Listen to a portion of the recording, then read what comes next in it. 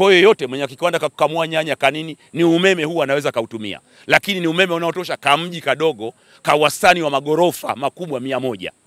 Chuo cha ufundi Arusha Technical College kimeanza ujenzi wa mtambo mkubwa wa kuzalisha umeme hydropower project wa zaidi ya bilioni 10 utakaozalisha megawatt 1.65 kwa ajili ya kufundishia, lakini umeme mwingine utaingizwa katika kuchangia kwenye gridi ya taifa. Mhandisi Daktari Robert Kabudi, kiongozi mshauri mwelekezi wa mradi huo, akizungumza mara baada ya kamati ya kudumu ya bunge ya hesabu za serikali kutembelea eneo hilo, amesema mradi huo utakuwa na transformer 2 na makadirio ya matumizi ya umeme huo unaweza kuhudumia mji mdogo wenye magorofa 100. Naitwa Mhandisi Daktari Robert Kabudi, kiongozi mshauri elekezi wa huu mradi.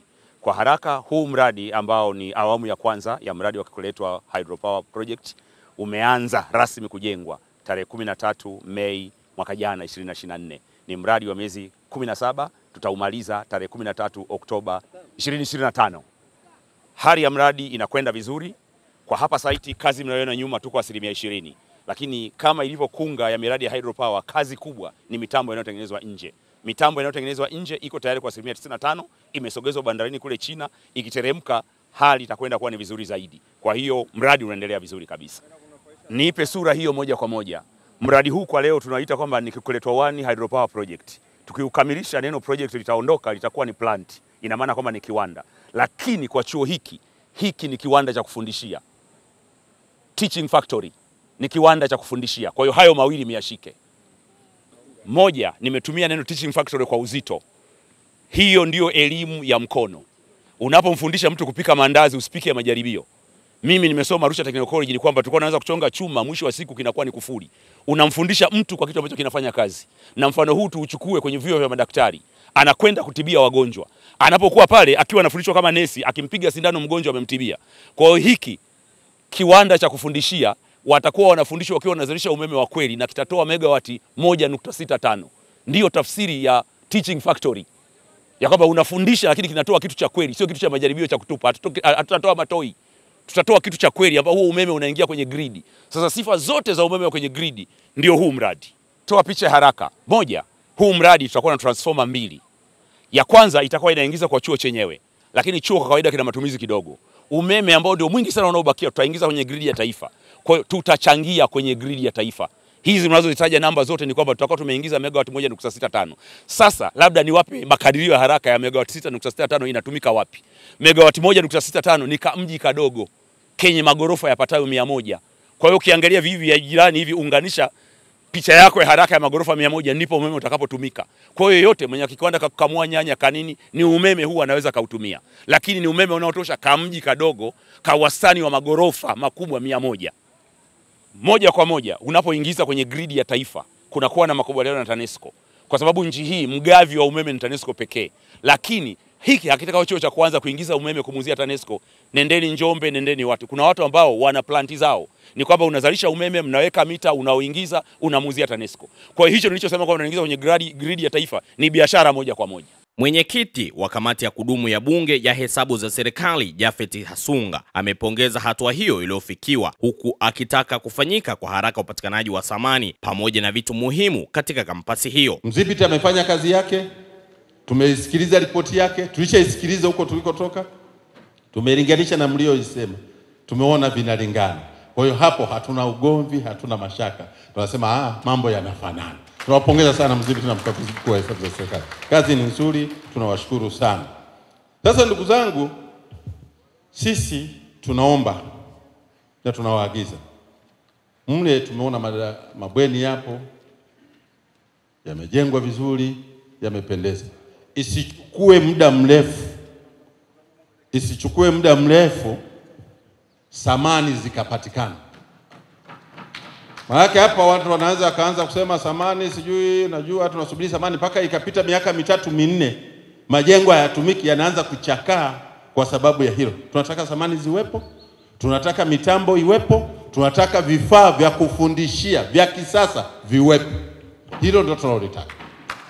Na tutapenda wakati wa ufafanuzi mnapotufafanulia zile fedha mlizosema mmepata milioni $3, Je, ni sehemu ya hii au ni nyongeza ya huu mradi? Venance Protas, mbunge wa jimbo la Igalula ambaye ni mjumbe wa kamati hiyo, amesema ni muhimu wanafunzi kufundishwa kwa vitendo, huku akimpongeza Rais wa Jamhuri ya Muungano wa Tanzania Dr. Samia Suluhu Hassan kwa mradi huo. Kwa majina naitwa Venance Daudi Protas, ni mbunge wa jimbo la Igalula. Leo tuko katika chuo chetu hiki cha Arusha Technical College, lakini vile tumeshuka kule chini tumeona uzalishaji ambao wanajenga, serikali inajenga uzalishaji wa kutumia maji, hydropower, ambayo itasaidia kuzalisha umeme ambao utafuliwa katika maeneo yetu ya nchi. Kwa hiyo chuo hiki ambacho tumekuja leo, lazima tumpongeze Mheshimiwa Rais, lakini tuipongeze serikali kwa kazi kubwa ambayo imeifanya. Na sisi kama wanasiasa, viongozi, vijana, kwa hili ambalo lilofanya na hawa vijana waliopo hapa, twende tukahamasisha wazazi. Sasa watoto wetu tusiwakalilishe kwenda kusoma kozi ambazo watakwenda mtaani kwenda kutafuta ajira. Tuwaelimishe sasa kwenda kutafuta kozi ambayo watakwenda kujiajiri. Leo mtoto hapa akitoka hapa atakwenda moja kwa moja kupata ajira ya kujiajiri. Kwa mfano atakuwa fundi umeme, lakini vile vile atarudi kule vijijini vyetu, kwa sababu umeme upo kwa kila kijiji. Kule vijiji vyetu wana shida kubwa ya unakuta tu umeme umekatika kwa sababu ya fuse imekatika. Mwananchi anapata shida kwa siku 4-5, lakini kuwepo na wataalamu wetu kwenye vijiji angalau itatuwia kazi. Kwa hiyo tuongeze kasi ya kuleta watoto wetu, ambapo kama ulivyosikia kitakuwa ni chuo cha mfano kwa nchi za kusini mwa Afrika. Kwa hiyo sisi hatuna cha ziada na tunawashukuru waliosimamia huu ujenzi. Tunaona wamesimamia kwa kiasi kubwa. Tumepata mafanikio makubwa, majengo yamekamilika, lakini kama tulivyosema hapa, changamoto ambayo naiona ni accessibility ya hapa. Kwa labda nikuomba tu kwamba barabara hii iweze kukamilika kutoka kule kilomita kama 15 ili paweze kufikika kiurahisi zaidi. Na hiyo ndio changamoto. Otherwise kwa tunawashukuruni sana.